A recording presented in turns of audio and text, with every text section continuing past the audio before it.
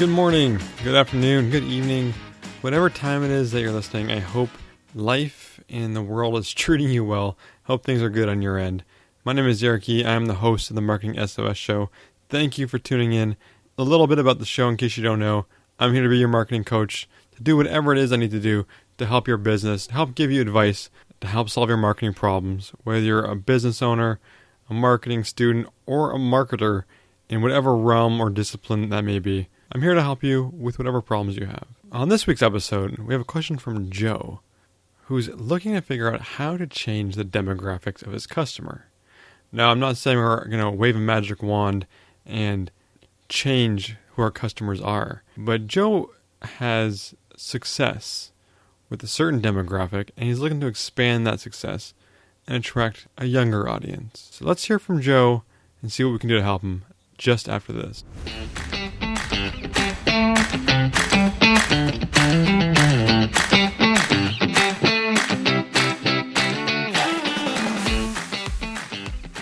Joe writes, "Hi Eric, I've recently taken over the marketing for a local wine festival that does quite well for itself.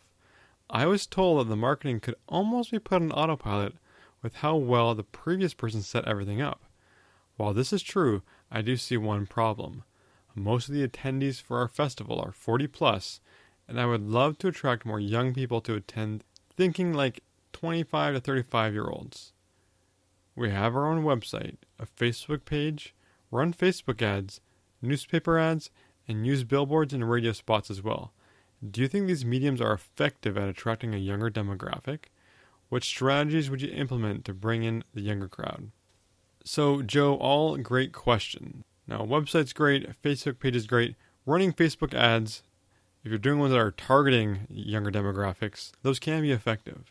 Just have to do a lot of work in tweaking those ads, tweaking the copy, tweaking the imagery, and ensuring the way you're segmenting them and who they're going to, working and effective. It sounds like the previous guy has those set up, kind of tackle the 40 plus crowd like you mentioned, so you're going to have to do a lot of experimentation to try to attract a younger crowd. Newspaper ads, billboards, and radio spots are all probably very effective at building awareness and potentially even like building conversation among people. They work for the general public. They may not be tailored specifically to attracting younger people. It all depends on when you're running those radio ads, where those billboards are, and newspapers probably not the most effective thing for a younger crowd to get, but nonetheless, I don't think it's a bad strategy.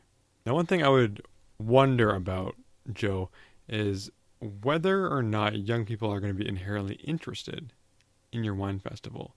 Now, maybe it's just my bias or what I've seen in the past, but most attendees are of like the 40 plus crowd. The 25 to 35-year-olds aren't usually going to the wine fests, but I could be quite wrong on that. Now, let's get to your question of how to attract them. So we mentioned Facebook ads. Facebook ads that you experiment a lot with can be fantastic. Do A/B tests, do a lot of segmentation, and do a lot of experiments to see what works to get those young people signed up. Now, are you on Instagram? You need to be on Instagram, especially with that 25 to 35-year-old demographic.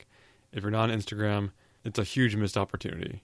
And with that, you're used to running Facebook ads. So you can run ads on Instagram the same way. A little bit of a different format, but I'm sure you can figure it out. And you can segment in a very similar fashion. So Instagram and then advertising on Instagram as well. Look into YouTube ads as well. Now, this is a bit of a different discipline because you're going to be using video or creating video advertisements. You can probably do a lot of this yourself. You can probably shoot it yourself if you can get a budget approved for a camera.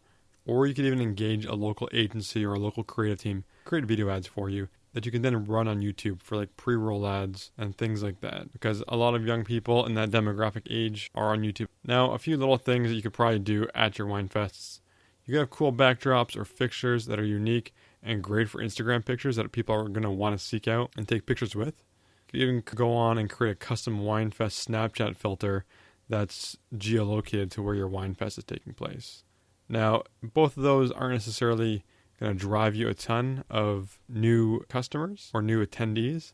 They'll at least get some attention on social media for your wine fest. And that can only build an interest to the next year or the next event that you have. Now, depending on the area you're in, you could invite local influencers with larger followings to attend. Give them free tickets. You don't need to pay them. They'll probably happily attend, especially if those influencers are followed or are of huge interest to that demographic that you're targeting. If they can post things on their social channels that are going to get people interested in your wine fest, that's fantastic. Now, we mentioned Instagram ads, YouTube ads. Take a look at mobile optimized ads, like on Google AdSense or other mobile display platforms, targeting your age group and the location. Perhaps look at decreasing your budget from newspaper ads or your spend in other areas and experimenting with these Instagram ads, YouTube ads, and the mobile optimized ads. Now, one other thing you should do at your wine fest, when you do see people of those age groups there, you should go up and ask them how they learned about it. How did they find out about the wine fest? Why are they here? What interests them? Get a clipboard with some of these questions, and then go do some miniature market research like that. It's not going to hurt, and it's going to give you a ton of information, hopefully. And plus, the clipboard makes you look official. So you're not just some guy walking up to a group of people. This way you look like an actual representative of the festival. That's what a clipboard does for you.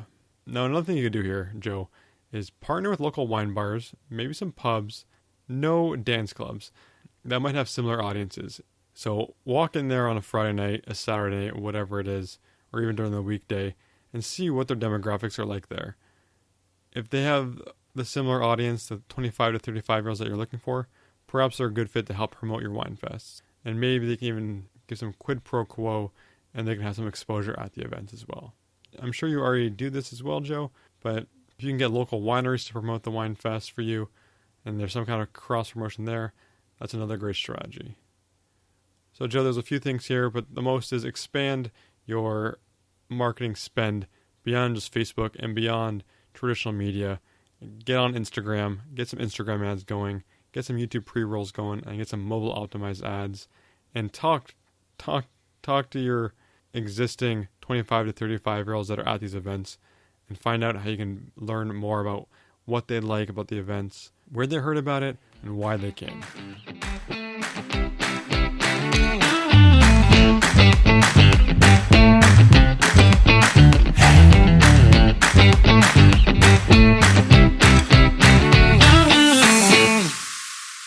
So, Joe, I hope that helps. And, the 40-plus demographic, they're big. They have a ton of disposable income.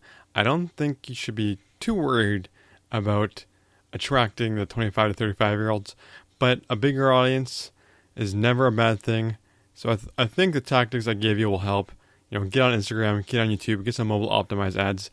Talk to them. Find out what they like, what they care about, what they want in the wine fest, why they came, and how they learned about it. And I think that's a good takeaway for everybody listening, is to talk to people. I say it all the time, but that's a great free use of research that you can get.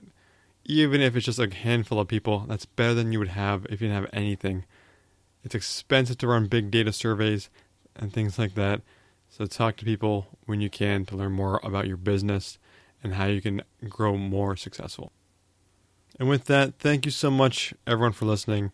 I truly do appreciate your time and allowing me into your earbuds or into your car speakers, however it is you're listening. And I really hope you'll tune in for the next episode of the Marketing SOS Show. And if you have any questions for me, I am more than happy to help. I would, in fact, love your questions and love to help. Drop me an email at eric@marketingsos.ca. And who knows, I could answer on a future episode of this show. Take care, everybody.